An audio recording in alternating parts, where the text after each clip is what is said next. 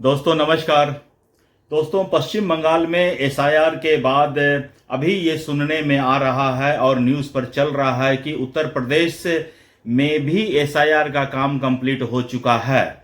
तो आइए इसके बारे में हम लोग डिस्कस करते हैं और एसआईआर के ऊपर बात करते हैं। दोस्तों मैं विमल शाही आप सभी लोगों का दोस्त आपका अपने चैनल में स्वागत करता हूं और उम्मीद करता हूं कि आप लोग सब लोग स्वस्थ होंगे एवं मस्त होंगे।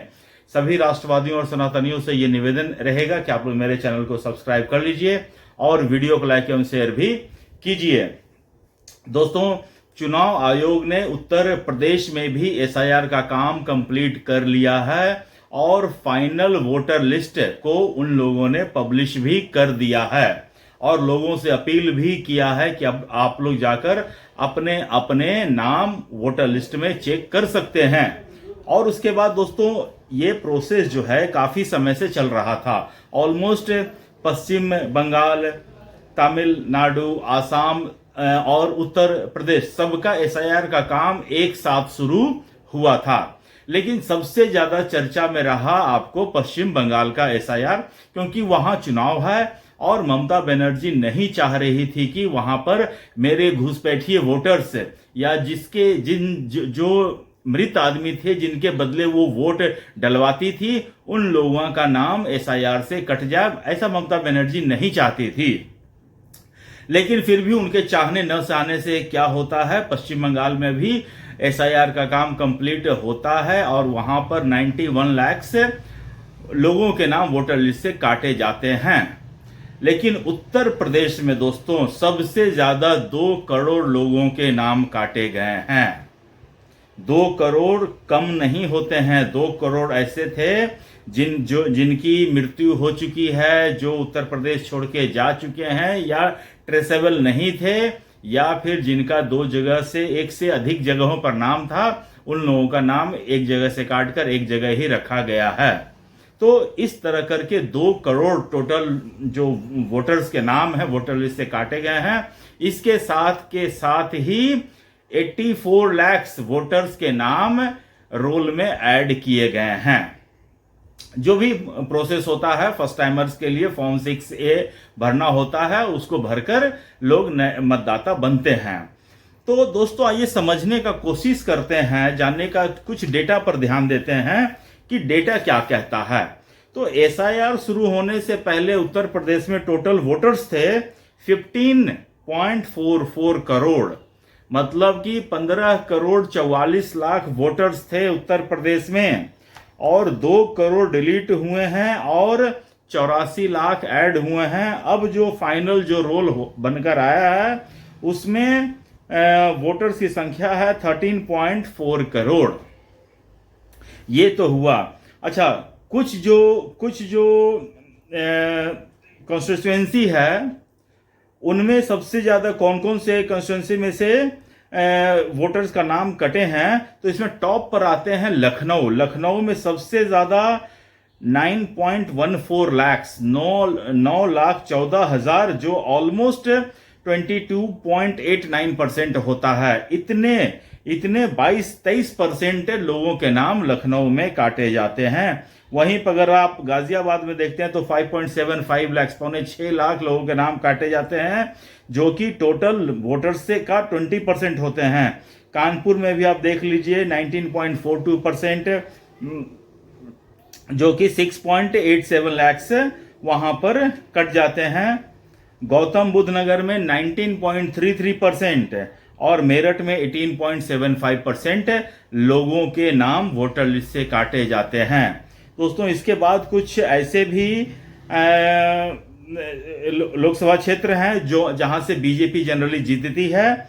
वहां पर जैसे कि मथुरा में भी 13.57% वोटर के नाम कटे हैं, अयोध्या में 13.48%, वाराणसी में 13.42%, एंड फिर 2 कांग्रेस के अमेठी में 13.12% एंड रायबरेली में 11.56% लोगों के नाम वोटर लिस्ट से काटे गए हैं। और इसके साथ ही दोस्तों जिन लोगों के नाम ऐड भी हुए हैं उनमें सबसे ज्यादा प्रयागराज में ऐड हुए हैं।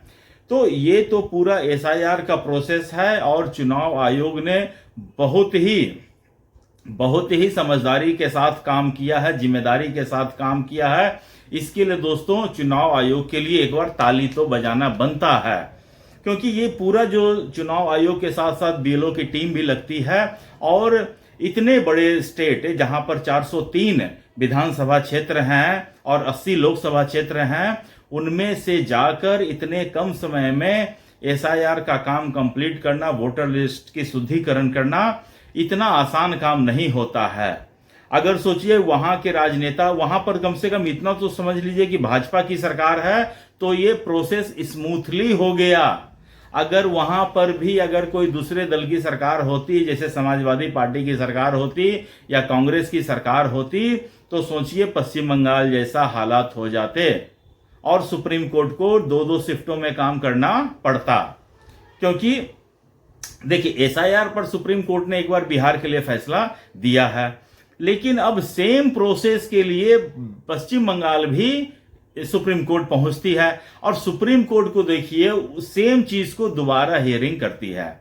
जबकि सुप्रीम कोर्ट को तो सीधा सीधी कहना चाहिए था कि हम इसके बारे में सुनवाई ही नहीं करेंगे, क्योंकि ये एसआईआर करना चुनाव आयोग का काम है और इस काम को करने दीजिए। जब फाइनल लिस्ट आ जाएगी उसके बाद आप आइएगा मेरे पास कि हाँ, आप विथ प्रूफ आइएगा कि हाँ ये देखिए 500 लोग हैं, इनका नाम काट दिया गया है। दोस्तों बिहार हो, तमिलनाडु हो, उत्तर प्रदेश हो, पश्चिम बंगाल हो, आसाम हो, केरला हो, हर जगह एसआईआर हुआ है, और जितने भी विपक्षी पार्टियां हैं सब के सब सुप्रीम कोर्ट में पहुंची है कि एसआईआर का काम रुकवा दिया जाए। लेकिन सुप्रीम कोर्ट कहते रह गया कि आप मुझे ऐसे 20 लोगों को सामने लेकर आइए जो सही हैं और उनका नाम काट दिया गया है। दोस्तों पूरे के पूरे विपक्षी पार्टियां ऐसा एक भी आदमी को सुप्रीम कोर्ट के सामने प्रस्तुत नहीं कर पाए जो ये साबित कर सके कि हाँ एसआईआर के काम में धांधली हुई है, गड़बड़ी हुई है, जो सही लोग थे उनका नाम काट दिया गया है। ऐसा हुआ ही नहीं है। तो दोस्तों ये भारत के जितनी विपक्षी पार्टियां हैं, इस देश की बहुत बड़ी विडंबना है। जितनी भी विपक्षी पार्टियां हैं वो क्या सोचते हैं कि जो घुसपैठियां हैं उनको इस देश का वोटर्स बना दिया जाए और इस देश के नागरिक को किसी दूसरे स्टेट में वहां पर जाकर घुसपैठिया बना दिया जाता है। अभी जैसे देखिए पश्चिम बंगाल में बांग्ला भाषी लोगों के नाम पर दूसरे स्टेट के लोगों को घुसपैठिया कहा जा रहा है। कन्हैया कुमार जाके असम में भाषण देता है कि असम में जो है नरेंद्र मोदी घुसपैठिया हैं, जबकि कन्हैया कुमार हो या राहुल गांधी हो स्वयं नॉन एसमीज हैं। और वो अगर नरेंद्र मोदी घुसपैठिया हैं तो तुम भी तो हुए ना घुसपैठिया। लेकिन दोस्तों जिस तरह पश्चिम बंगाल में ही जो हिंदी स्पीकिंग लोग हैं उनको ममता बनर्जी और उनके जो नेतागण हैं वो सब के सब घुसपैठिया कहते हैं, और जो बांग्लादेशी हैं उनको अपना मानते हैं कि हाँ ये अमार जोन अच्छे। तो ये तो दोस्तों भारत में हो रहा है, जो कि मेरे हिसाब से बहुत गलत हो रहा है। लेकिन अब आज हम लोग एसआईआर यूपी पर ही रखेंगे।